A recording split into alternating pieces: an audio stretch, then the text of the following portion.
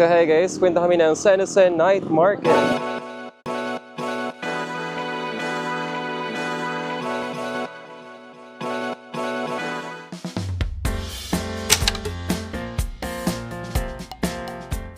Ito ang iyong una makikita kapag galing ka ng Labangan, ang ukay section. Maraming pwedeng pagpilian mula 20 pesos pataas. May mga nakita pa nga akong stuffed toys eh. Sa gitna naman may mga nagtitinda ng mga isdang pang aquarium. Mayroon din namang mga pasalubong goodies. Dito naman tayo sa food trip section dahil for the food trip tayo eh. Inisita naman namin ni Ara ang isa sa mga kilala niya dito sa mga stalls sa night market, ang V's Cookie Crumble.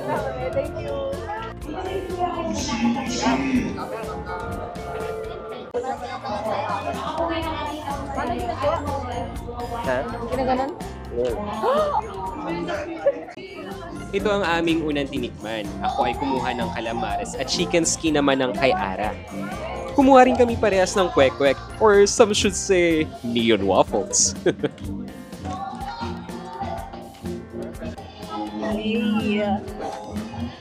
Parang ang baba pa ng camera ko. Init, init, init.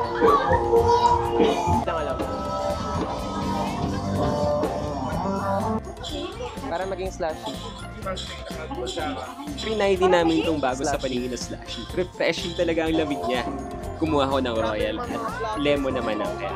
Dala-dalawa kayo micro eh. Okay.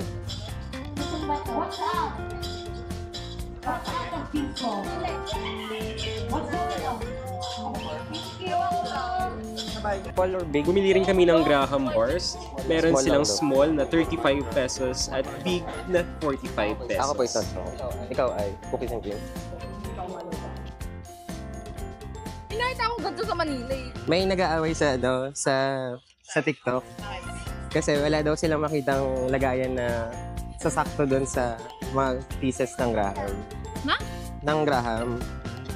Walang sasakto. Walang saktong... Kasi ipa-flat nila, di ba? Oo. So dapat paging natin na Okay. wala silang makita ng sakto lang. O, kamusta? Ano nila? Wala, puro sobra. Maraming salamat sa pagsama sa amin sa night market. Hanggang sa muli, this is Josh Rumalaluan, ang iyong kaibigan. Paalam!